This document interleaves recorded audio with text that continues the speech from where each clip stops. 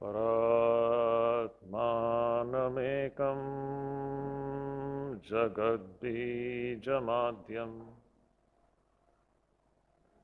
niriham nirakaram onkar vedyam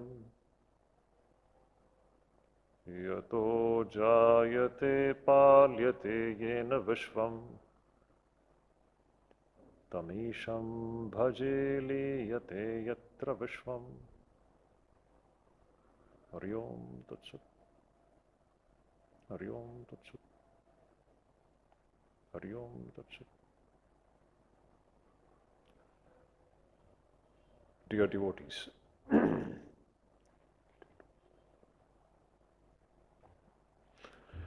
so we were discussing the 9th chapter of Bhagavad Gita,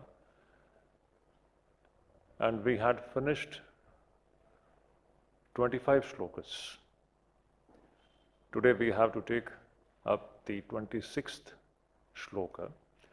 But before going into the 26th, let us just go back a little and see what Sri Krishna had stated before.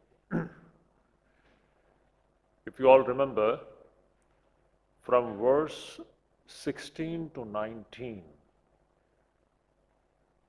these verses are extremely significant in the sense that Sri Krishna is presenting to us Ishvara's Sarvatmakata, Brahman's Sarvatmakata.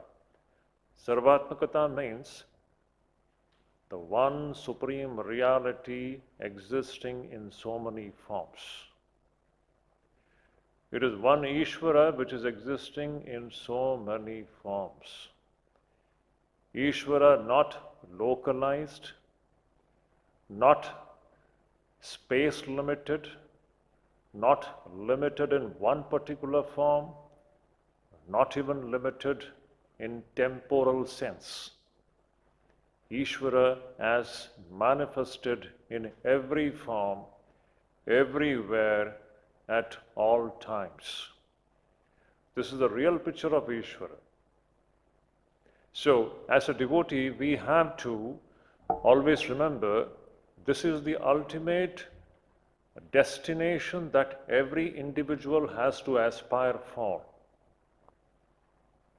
To come to this vision of one supreme reality in so many forms, where apparently on the surface we see differences, but owing to our deep insight and a deeper vision, we see oneness. It is diversity, the apparent diversity rooted in absolute oneness. I am using my words very carefully. It is apparent diversity, a diversity which is apparent, which is not absolute or real. Apparent diversity rooted or soaked in absolute oneness. This is the ultimate picture of reality. Sri Krishna is giving us this picture. This is the right vision. Shankaracharya repeatedly talks about this vision. Samyak darshanam. This is what is darshanam. There is no other darshanam. This is what is the right vision which every bhakta or every spiritual aspirant has to aspire for. The vision of the one in the many and the many rooted in the one. That is what Sri Krishna had presented from verse 16 to 19, where he is saying, Aham kratu, aham yagyaha, swadhaham, aham aushadham, mantroham, ahamevajyam, aham agnihi, aham hotam, pitahamasya jagato, mata dhata pitamaha, vedyam pavitram onkar riksam yajure vacha. Gatir Bharta Prabhu Sakshi Nivasa Sharanam Suhrut Prabhava Pralayasthanam Nidhanam Bijam Avyayam. All these verses where Sri Krishna is saying, I am in this form, I am in that form, I am in all forms. I am the father, I am the mother, I am the grandfather, I am the very abode. Abode word is so beautiful. Where are we actually living? This very moment, if somebody has to describe our location, this very moment, if we have to describe our GPS location, is it 5 Dehi Entally Road, Advaita Ashram, Kolkata, West Bengal, India? What is our location? We are all soaked in Ishvara. We are all, this very moment, we are all living, we are alive in, we are stationed, we are placed in Ishvara. Is this not a simple fact? Nidhanam, sthanam, beautiful words. See, these are all a matter of experience. We have to change our vision actually. Sri Krishna's these teachings, Shankaracharya's statements, they compel us to change our vision. Spiritual life with old vision, the incorrect vision, when we are living with incorrect vision, inside that incorrect vision, no matter what you do, you can keep on doing this and that. You don't come out of that mess. That is why often I say, many spiritual aspirants, they come and tell, Swamiji, we got initiated 30 years back, 40 years back, but nothing has happened. The reason is that we have not changed our wrong vision. Spiritual life is essentially the struggle to acquire the right vision, which only the Shastras can give, which only the Upanishads can give. This right vision, Samyak Drishti, comes from Upanishads and Upanishads alone. And Gita is the best commentary of the Upanishads. And Shankaracharya's commentary is the best commentary on both the Upanishads and the Bhagavad Gita. And Sri Ramakrishna is the best, one of the best demonstrations of all the three. Again, I repeat, Bhagavad Gita is the best commentary of the Upanishads. Shankaracharya's writings are the best commentary on both Upanishads and the Gita. And Sri Ramakrishna is one of the finest demonstrations of all the three, Upanishads, Gita and Shankaracharya. Sri Ramakrishna, you read this and then look into the life of Sri Ramakrishna. Sarvatmakata. For Sri Ramakrishna, God is not centered in any one place, one form. For him, God is in so many forms. He doesn't see anything apart from Brahman. For him, the world doesn't exist. It is Brahman appearing in this form. It is all Brahman and Brahman alone. It is Ishvara alone in one form. This is the ultimate target, the ultimate lakshya, the destination of every seeker of truth. Whether you put yourself in the category of bhakta or in the category of jnani, no matter, all these categorizations are only in the beginning and only on the surface, no matter to which group you belong to the group of the bhaktas or to the group of this or that. The ultimate lakshya is this. When we begin to see God and God alone. That is what Sri Krishna had presented from verses 16 to 19. Then he said, you see, those who don't have this vision and those who take world to be absolutely true and real and those who have desires, their destiny is something else. They have to repeatedly come back to this mortal world and undergo the so-called misery-centered experience of birth and death, birth and death, birth and death.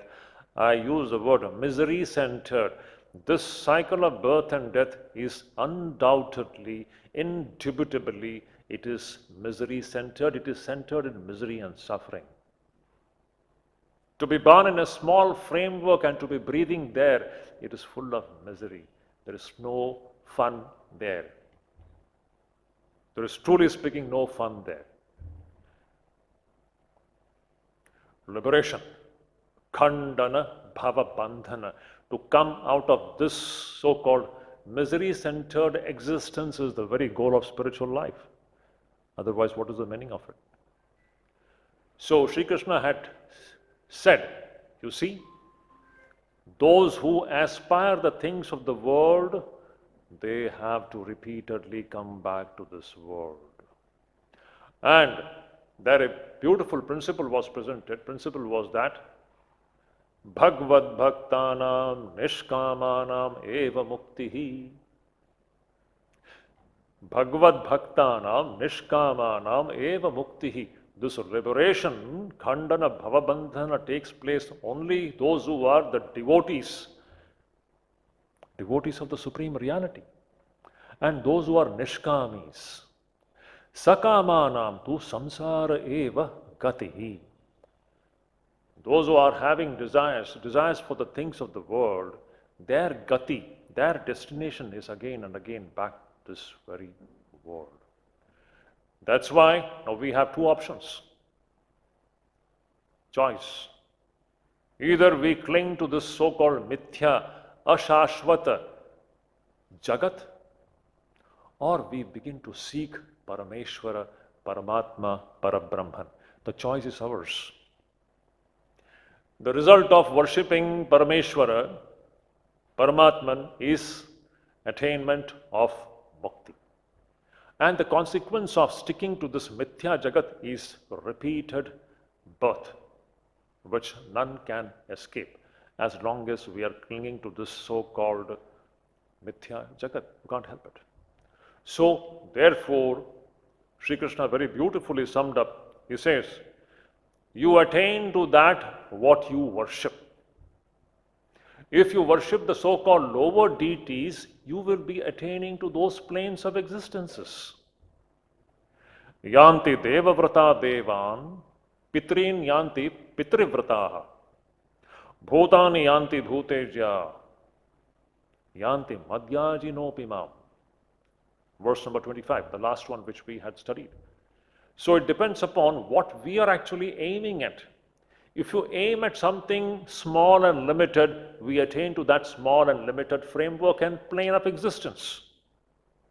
But if you aim at attaining the limitless, you attain to the limitless.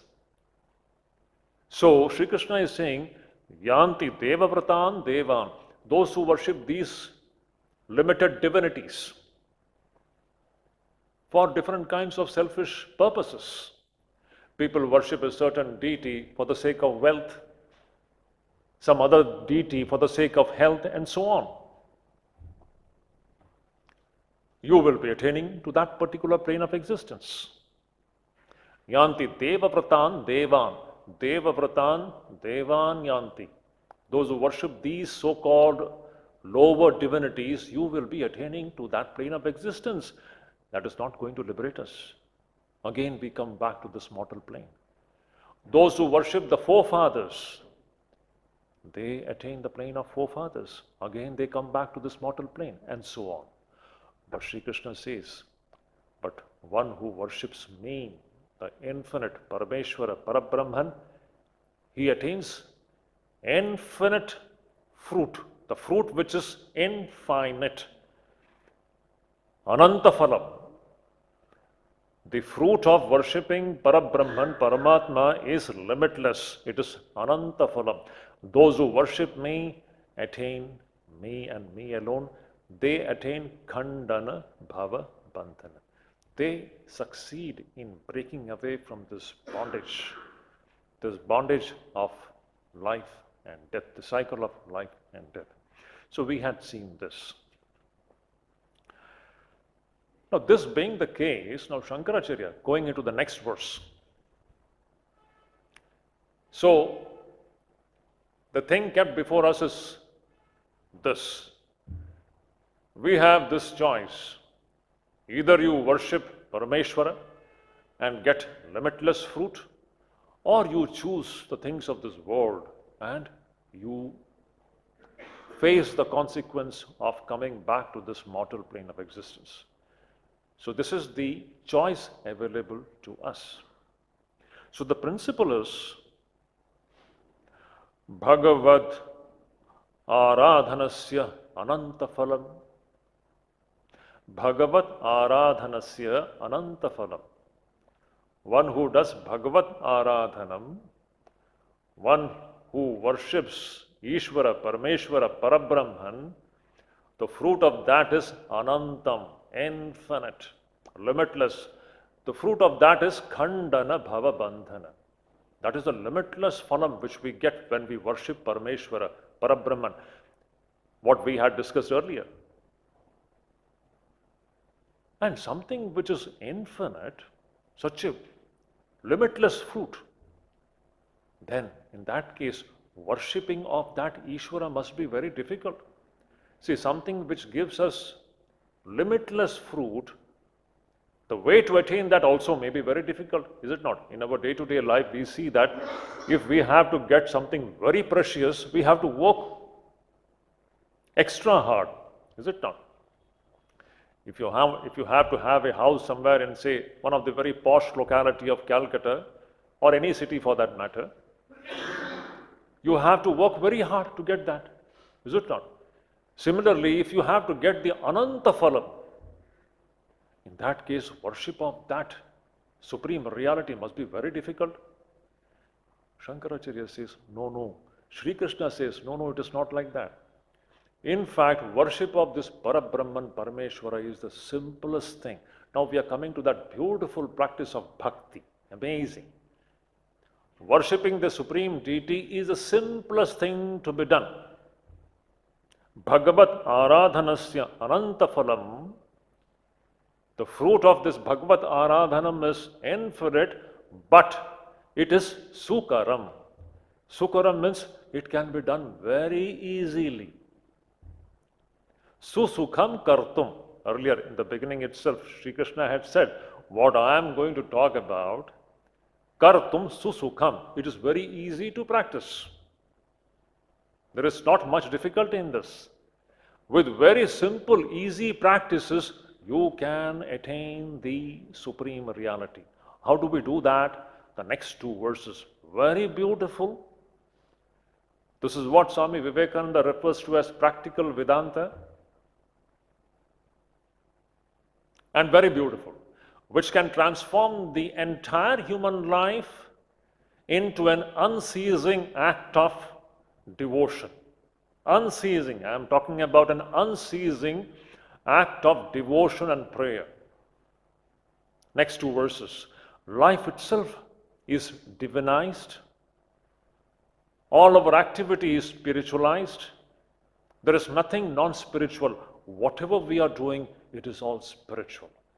This is the true meaning of spiritual life. Spiritual life is not limited to the only act of going to the temple. First, we should come out of that big delusion. We think that going to the temple is a spiritual act and rest everything is worldly act. This division, again, this is Dvaitam. See, the difference between Dvaitam and Advaitam is this. In Dvaitam, world is existing and God is something separated from the world. This is the problem. God is there in the temple. Outside the temple, it is all world. In Advaitam, God is in all forms, not only the one inside the temple. We are all actually seeing God even this very moment. This is the temple. The most beautiful temple ever existed is this human body itself. Inside this temple of the human body, Ishvara is shining there, literally shining there. When this vision comes, we are really becoming spiritual. we are really coming closer to that which we are seeking in our life. It's a very, very important point. That is what Sri Krishna is presenting to us in the next two verses, how to spiritualize everything. Not only going to the temple business, not only our meditation room. No. Everything is an act of worship. Our every act, every moment, every single breath which we are breathing, we are doing it in God. That is the plain, naked truth. Only we are not understanding this point. That is what Sri Krishna very beautifully presents in the next two verses. He says, again, as I said, Sri Krishna is saying, you see, worshipping Parabrahman Parameshwara gives us Ananta Phalam. And at the same time, it is very easy to do. Sukaram. Kartum susukham. It can be very easily done. It is not, you don't need, I'll just come to that point later. So Krishna is saying here, Patram pushpam phalam toyam yo me bhaktya prayachati tadaham bhaktyuparatam ashnami prayatatmanah yad karoshi yadashnasi yad juhoshi dadasi yat tapasyasi kaunteya tat kurushva madarpanam. Beautiful two verses. Simply extraordinary verses. The way to spiritualize our day-to-day life. Krishna is saying, you see, if you have to worship these lower deities, you need large numbers of things to do that. The paraphernalia needed to worship the so-called lower deities is huge. There's a lot of pomp and show and noise and showiness in that. Now see, Sri Krishna is hinting something very important. The real worship of a bhakta or a jnani is the simplest. There is no showiness, no noise, no beating of the drums, no pomp, no grandeur. It is a simple act. And that simplicity and that, what should I say, that extremely so-called humble expression, externally very humble, internally filled and soaked with the bhava of bhakti and devotion. Internally, bhakti is in its heights, externally very humble expression. How is that external expression? Sri Krishna is saying, Patram pushpam phalam toyam yome bhaktya prayachati. Anyone, bhaktya prayachati, anyone who offers me with utmost devotion. Now, devotion is a matter of heart. Hridayam, and heart full of devotion. Now, again, what is devotion? We have seen, for a devotee, Ishvara is existing everywhere. A devotee is also a jnani is also a devotee. Is it not? This is the consistent theme of Bhagavad Gita. Jnani is the best devotee, 7th chapter. Jnani is the best bhakta, and the true bhakta will be a jnani. And what is this jnani bhakta's vision? God is everywhere. So, this act of devotion can take external expression in two ways.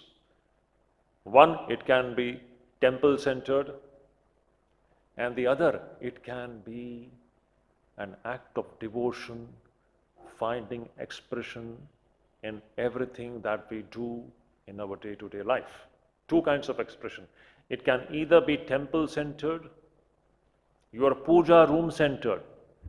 The puja room-centered kind of a devotion, expression of devotion will be of this kind. So beautiful.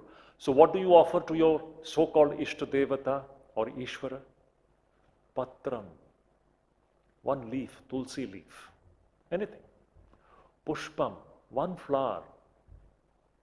phalam, any one fruit, one fruit. You don't have to have huge things, so many chappan bhog, we do it, is it not? So many things are there. Of course, everybody is free to do it. That's why we like a lot of pomp and grandeur in whatever we are doing. But what is actually important is bhakti in the heart. With a heart full of bhakti, you offer one leaf to Ishvara, one fruit, or little bit of water, patram pushpam, flower, phalam, fruit, and toyam. Toyam is little bit of water. One who offers these simple things, anybody can do it. You don't have to be a rich person to do it. The poorest person can do all these things, is it not? Patram pushpam phalam toyam yo me bhaktya prayachati.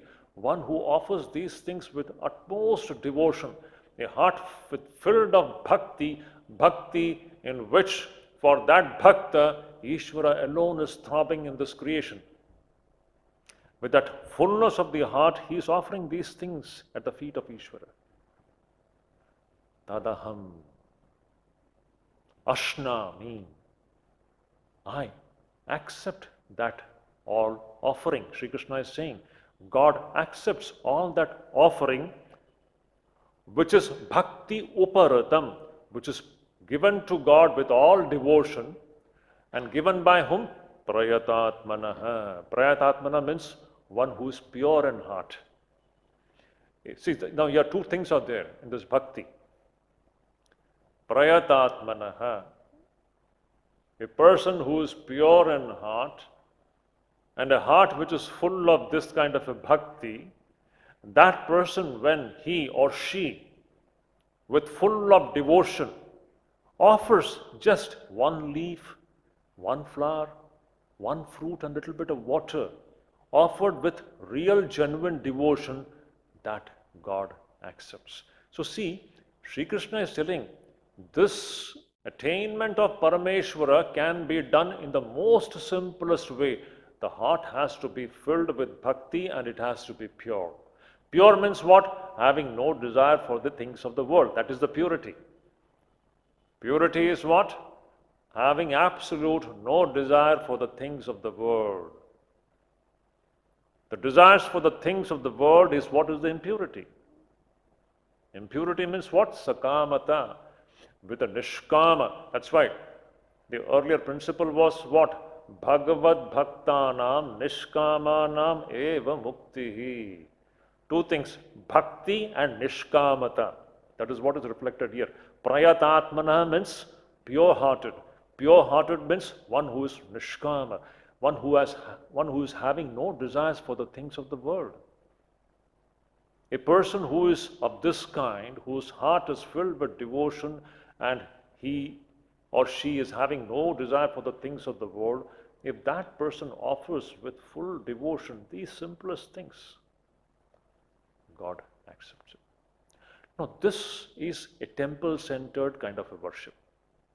Now, devotion expressed in this way can be further expanded. Not only at the time of doing puja, but this further gets expanded in the form of whatever we do, everything becomes an act of worship. That is the next verse, practical Vedanta. Beautiful. Sri Krishna says, now you see, your devotion need not remain limited only when you are sitting to do puja. Our every act is an act of puja. He says, Yat karoshi, yadashnasi, yad juhoshi, dadasi yat tapasyasi kaunteya, tat kurushva madarpanam. Beautiful. He says, Yat karoshi. Now, whatever you are doing, the natural acts, Shankaracharya says, not the premeditated acts. Simple acts like walking, sitting, talking.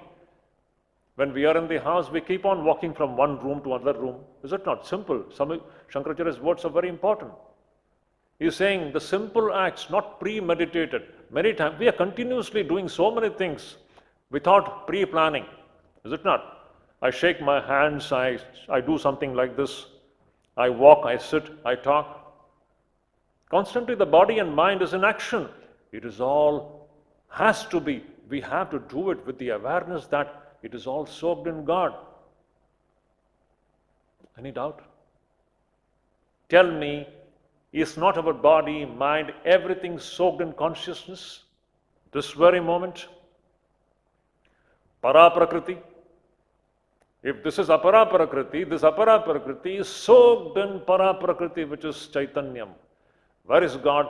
We are already completely soaked in God, this very moment. That's why Yat Karoshi, whatever we are doing in our day-to-day life, always remember we are completely soaked in Ishvara. See, it's a changing of the vision. Now tell me, can you just be satisfied with the God centered in temple? It may be good in the initial stages of spiritual life, but certainly it is not good to remain there.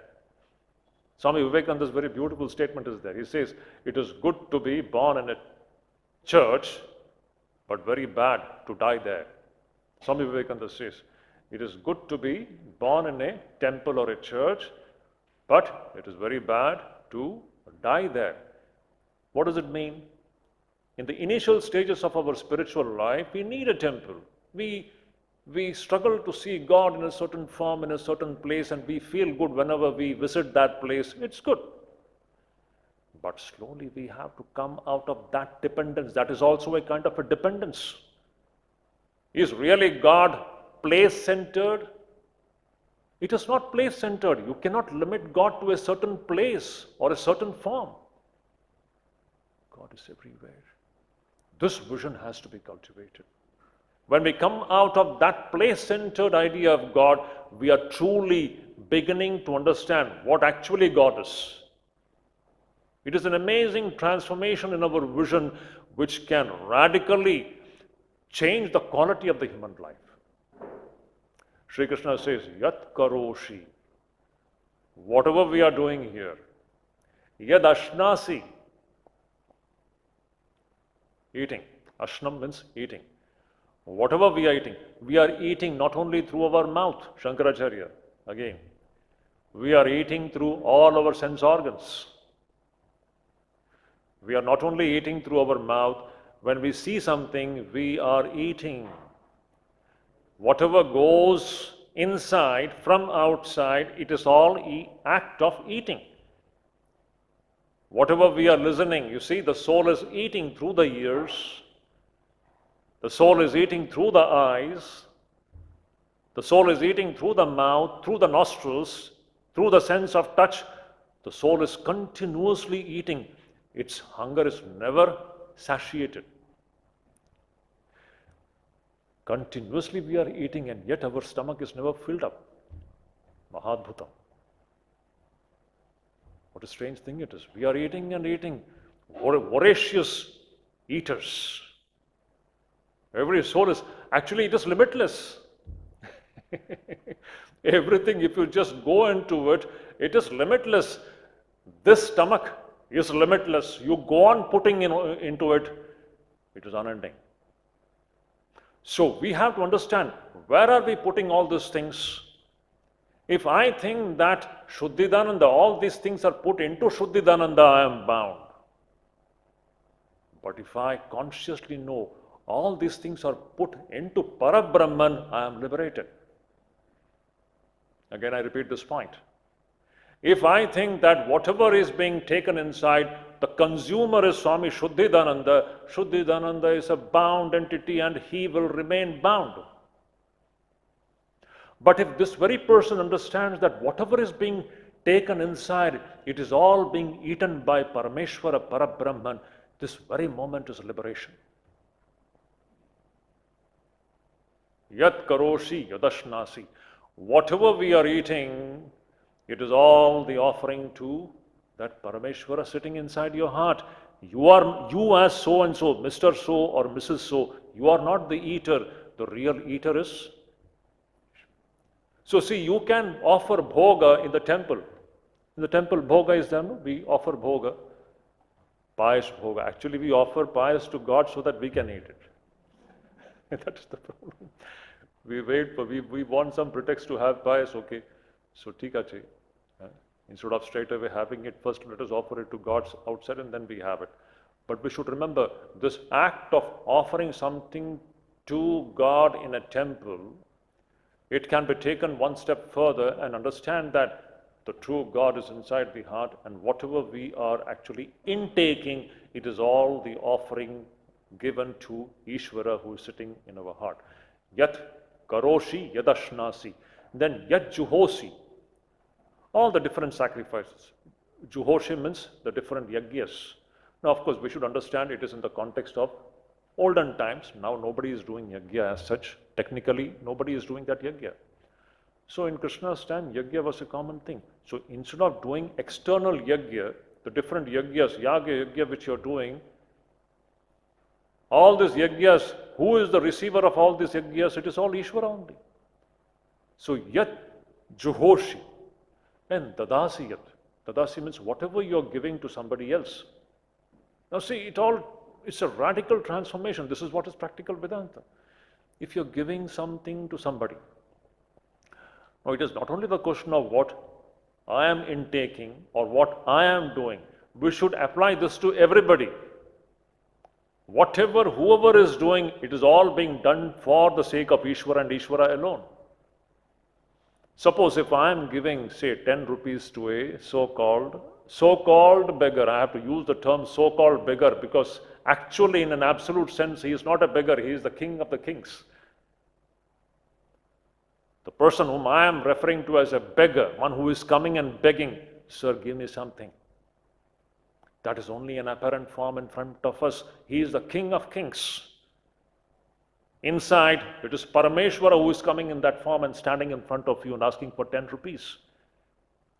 Yad dadasi. If you give 10 rupees to that person, you are not giving it to that person, you are offering it to that Parameshwara. Practical Vedanta. Now this is the real worship, not the temple-centered worship. If you are giving food to a hungry person, if you are giving medicine to a sick person, if you are giving education to an illiterate person, if you are giving medicine to a doctor giving medicine to the patient, everything is an act of that supreme worship of that supreme divine reality. Not the temple-centered worship. Swami Vivekananda literally hated it. Too much of this temple-centeredness you can see in Swami Vivekananda's letters. Please read it. How he whips, literally he whips. His language is so, what should I say, so striking, so attacking. He says, enough of this bell ringing, day and night, just keeping going on ringing the bells. I want the real worship. Practical Vedanta, Upanishads, Bhagavad Gita. The real worship is what? Worship of the divine and all the human beings. That is what Sri Krishna is talking about here. Yat karoshi, yat ashnasi, yat juhoshi, dadasi yat tapasyasi kaunteya. Whatever tapasya, austerities you perform, tat kurushva madarpanam. Do it as an offering to me. This is how we can spiritualize our everyday life. Whatever we are doing, it is all an act of unceasing prayer, unceasing devotion, unceasing act of worship of the divine. Unceasing. Once you understand that everything is soaked in Ishvara, then whatever you're doing, you may be singing, a singer may be singing, that is an act of worship. An actor may be acting, that will become an act of worship if he or she is aware that we are all soaked in God. This is the real kind of worship. Now real spiritual life will start. The real spiritual life starts from this point onwards when we bring in this vision consciously, when we consciously develop this kind of a drishti, which is repeatedly mentioned in our Shastras as samyak drishti. Shankaracharya's that famous verse comes in Aparokshanubhuti, where he says, Drishtim Jnanamayam Krutva Pashyed Brahmamayam Jagat.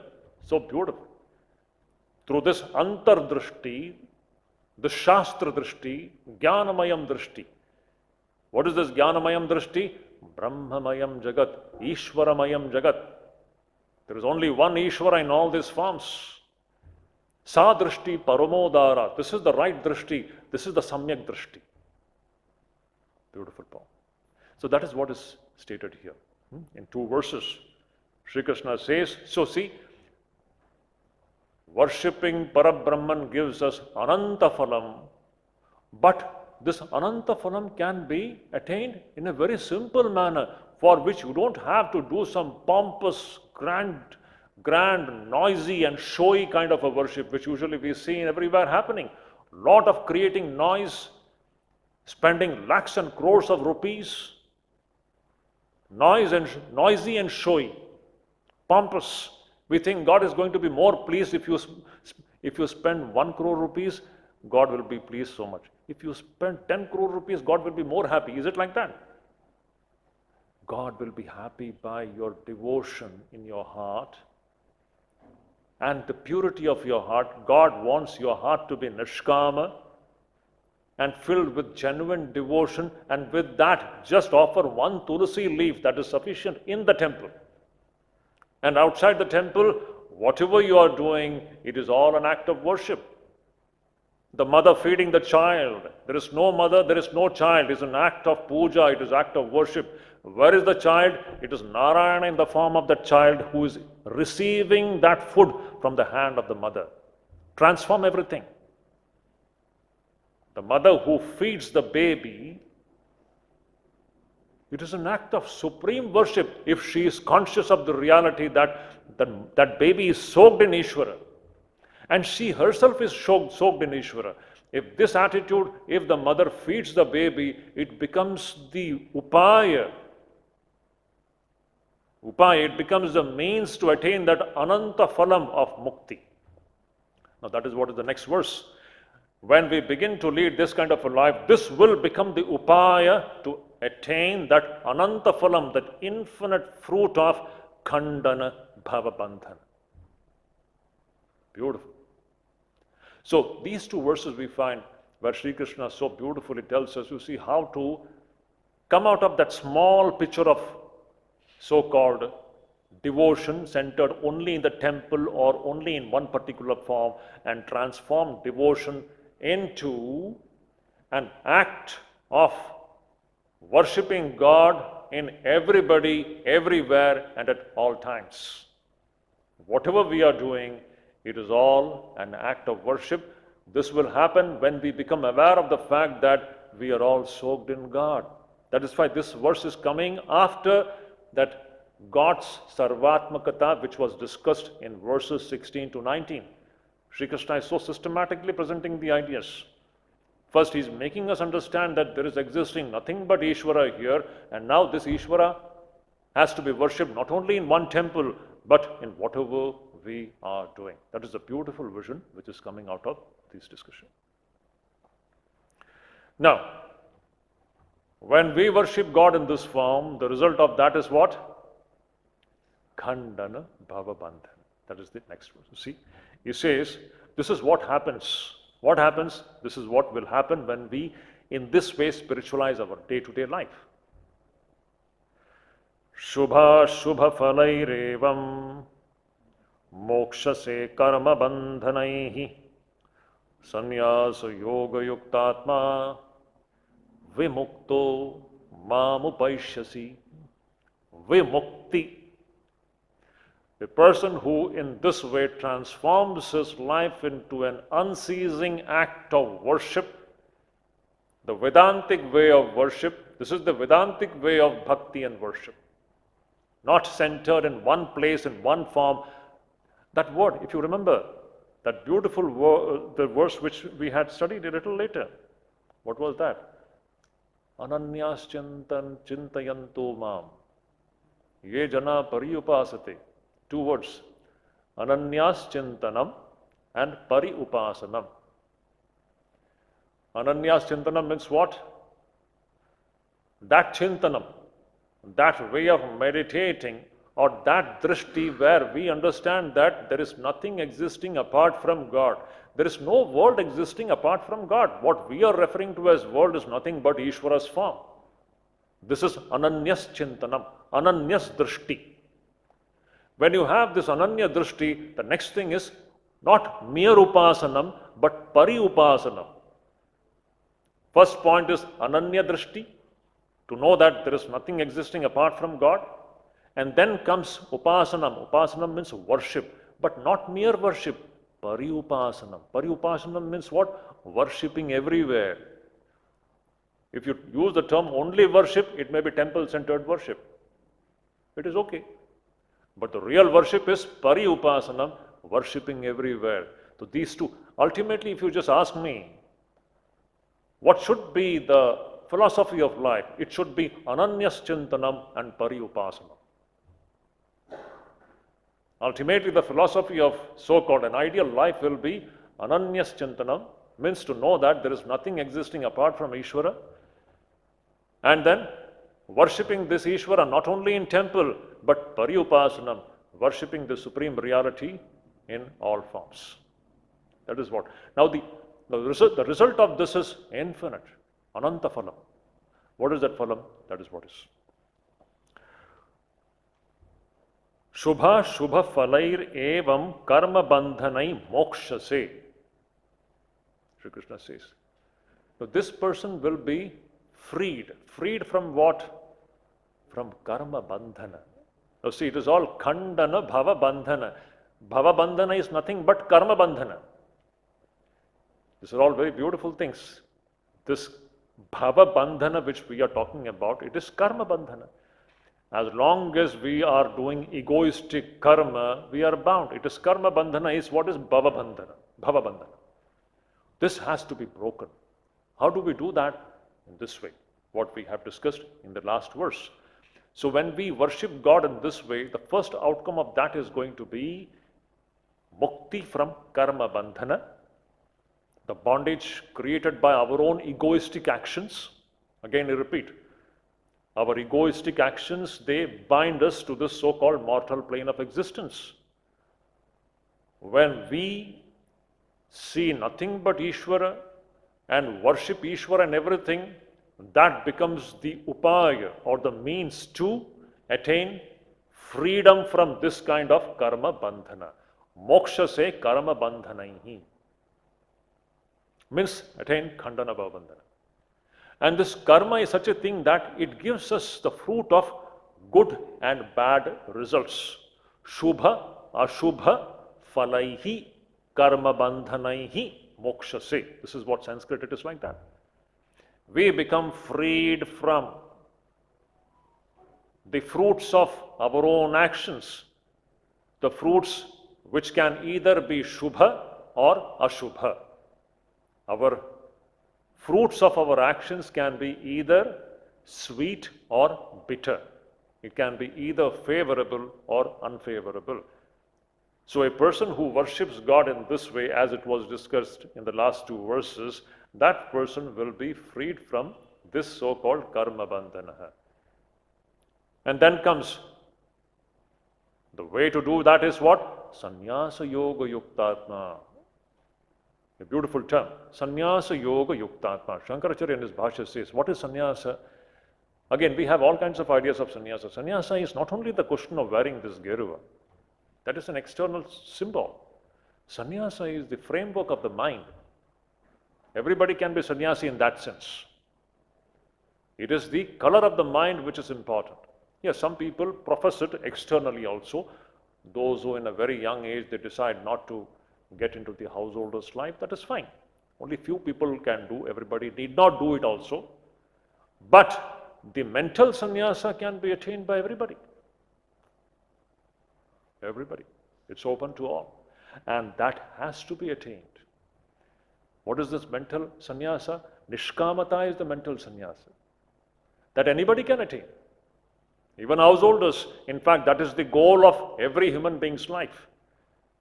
To attain to this mental sannyasa. External sannyasa is meant for only few people. Everybody should not even attempt it. But this mental sannyasa should be attempted by everybody, even householders also, slowly and gradually. To make the mind desireless as much as possible. That nishkamata is what is sannyasa. So Shankaracharya says, yes, what is sannyasa? Sannyasa is that act of offering everything to Ishvara. In this bhasha he says, see, we can offer many things to Ishvara, but the ultimate offering to Ishvara is offering of one's own self. That is the final offering. That is sannyasa. Now, all these things are mental, actually speaking. It is not physical, is it not?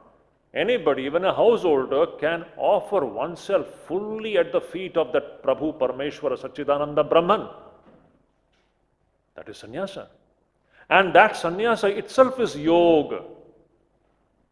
This kind of complete self-offering at the feet of Parameshwara is what is sannyasa, and this sannyasa itself is yoga. Shankaracharya says, yoga means what? Upaya.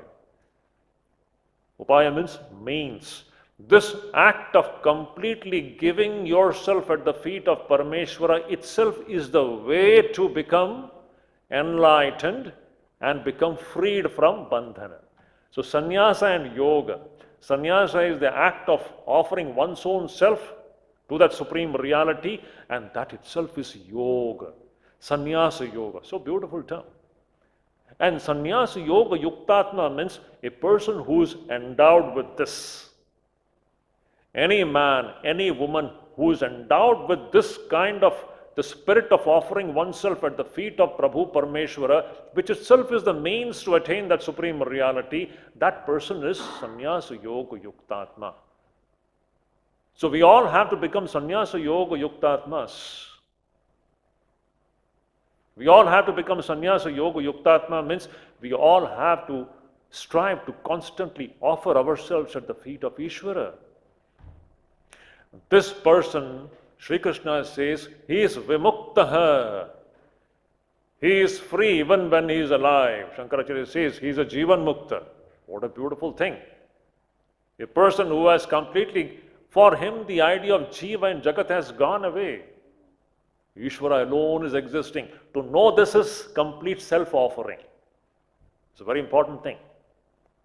To know this, that I, as an individual, don't exist. Where am I existing? You ask this question. We're all soaked in Ishvara. The idea that a separate individual called so-and-so is existing, it is only happening in Bhranti, in delusion. If you really investigate into the person is gone and God emerges. Ishvara emerges.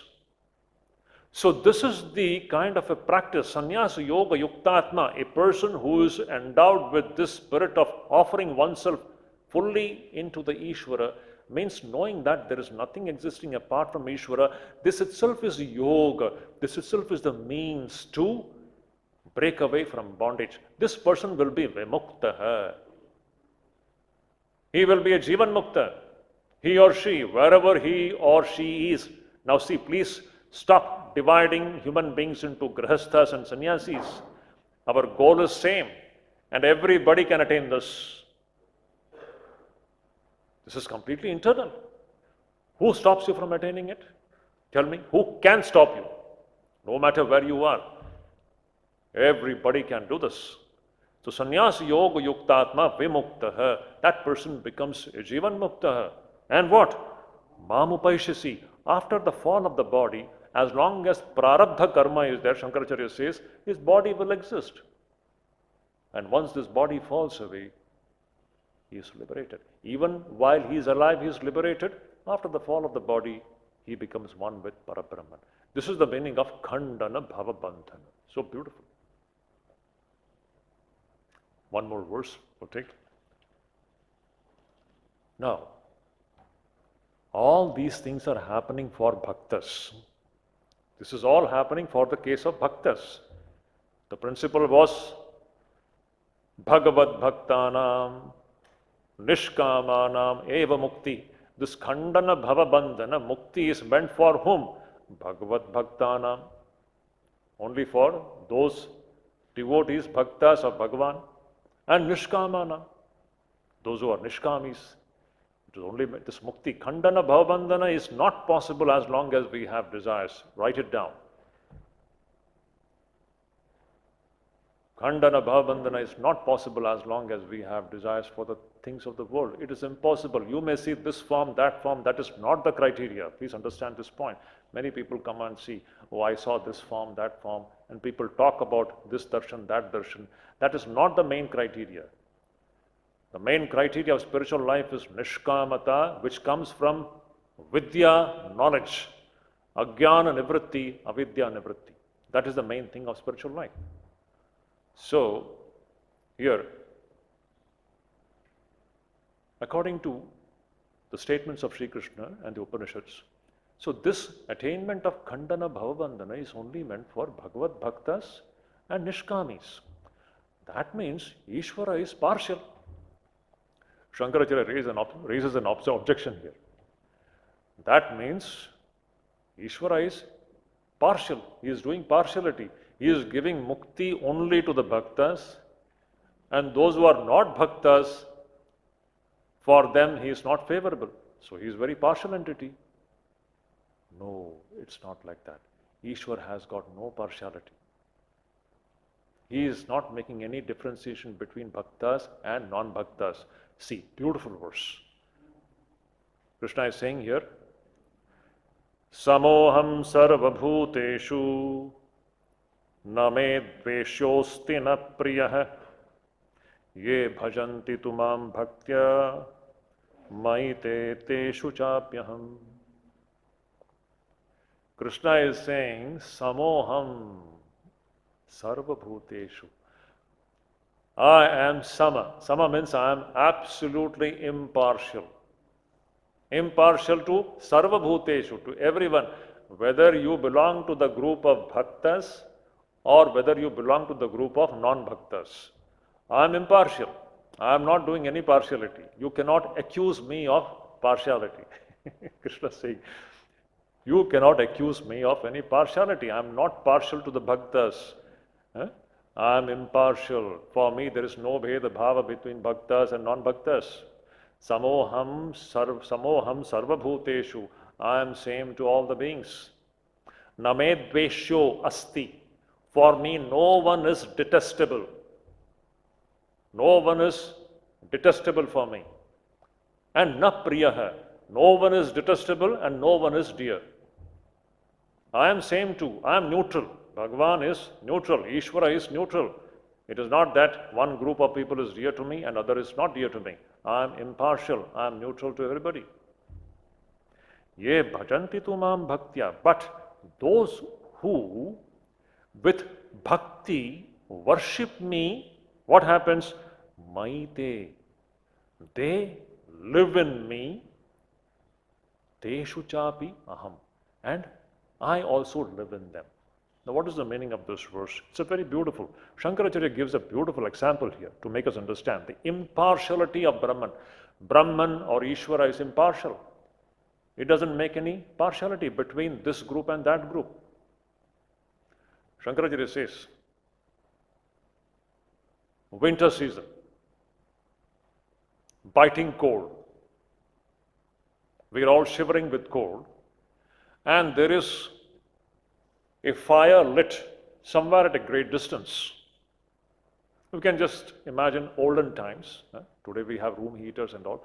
The example is beautiful. Olden times, or even today, if we go into the forest, we will have to face the same situation. Winter season, biting cold, we are all shivering, and at a great distance there is a fire lit. Those who go close to the fire, what will happen? They will get the warmth of the fire. And those who choose to remain away from the fire, they will be suffering from biting cold. The fire is neutral.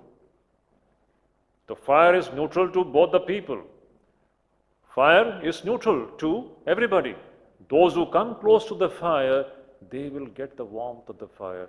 Those who choose to remain away from the fire, they will suffer from cold. So fire is neutral. You can't accuse of fire. You cannot accuse the fire of giving warmth only to one group of people. If you come close to me, you will get my warmth. If you remain away from me, you are not going to get my warmth. This is what is Ishwar's relation to everybody. So beautiful. Shankaracharya's illustration is so beautiful. Now, bhakta is a person who comes very close to Bhagavan and he gets the warmth of Ishvara. And the so-called non-bhaktas, they have chosen to remain away from Ishvara. Now, what can I do? They suffer. It is not that I am asking them to. If they also come close to me, they also will be getting my warmth. And my warmth will be what? Freedom from all misery and suffering. That is the warmth coming from Ishvara consciousness. What is the fruit of coming close to this reality? When we begin to understand that there is one Ishvara alone which is existing, that is how the bhakta comes close to Ishvara. So what actually determines our state or the so-called the quality of the human life is our closeness to the Supreme Reality and our distance from the Supreme Reality. The more we create, this is a mental distance which we are creating. Actually speaking, we are not at all separated from Ishvara. But owing to Bhranti, owing to delusion, we think that we are separated, and then we keep on increasing the distance between ourselves and Ishvara. And that's why we keep on suffering and suffering. That Chaitanyam is not making any partiality. The Chaitanyam is just like this light. Now see, Sri Ramakrishna gives a beautiful example. There is a source of light. Under this light, somebody can worship God, do puja, and somebody may do some forgery. Sri Ramakrishna's Kathamrita, you can see, is it not? Under this light, two things can happen. Some good things can happen, some bad things can happen. This light is neutral. It depends upon how we use this light. Similarly, this Ishvara is not partial to anybody. Ishvara is the neutral entity. You come close to Ishvara, you get the benefit of Khandana Bhavabandhana. You remain away from Ishvara, you suffer and suffer and suffer. So beautiful. So Sri Krishna is saying here, and here Shankaracharya's one more point is there. This bhakta means what? Who comes close, finally he experiences that there is no distance and no gap between me and Ishvara. Now this can happen only when the mind is absolutely pure. Purity is it is purity which creates distance. I'm very sorry. It is impurity which creates the distance. The more the mind is pure, the distance is gone. The more impurity again, it's all desires, kamana. It is desires which create the distance. That is what is impurity. And more we become desireless and heart is pure, Ishvara's light gets reflected in us. Shankaracharya says in his Bhashya. That's why then in the devotee I reside. Mai te teshu chapi aham. Then Maite, the devotee resides in me and I reside in devotee. That means what? The gap between devotee and Ishvara is gone. I reside in the devotee and the devotee resides in me. Now where is the gap? The gap is gone. There is no distance. This can happen only when the heart is pure. When the antakaranam begins to consciously reflect the presence of consciousness on a day-to-day, moment-to-moment basis.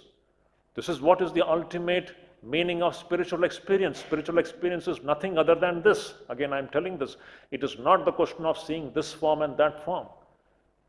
This awakening of the awareness that here in this very moment, this body, this mind, this antakaranam, this buddhi, this ahankara, everything is soaked in the light of consciousness. Any doubt? To consciously feel it and live it is the very goal of human life. This person is vimuktaha.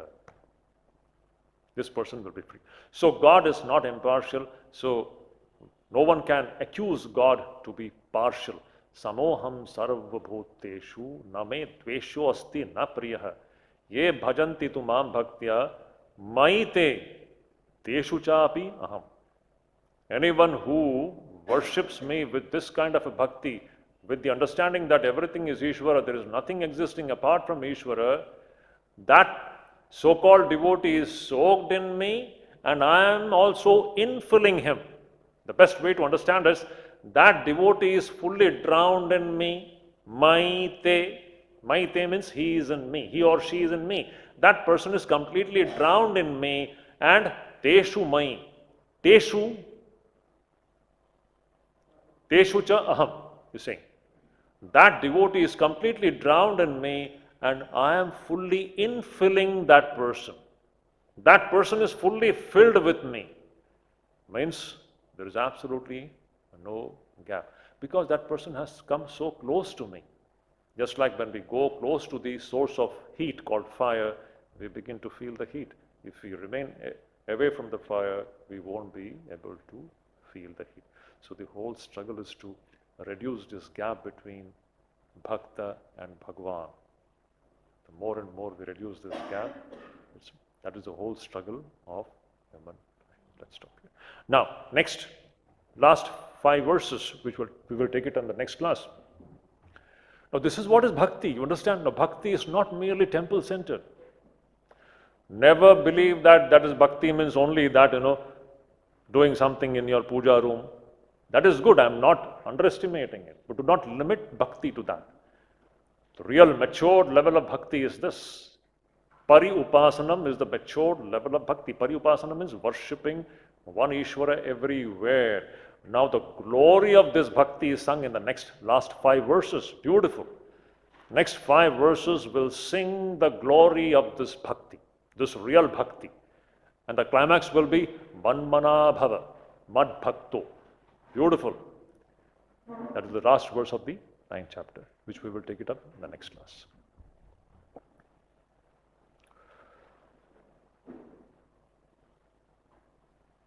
Om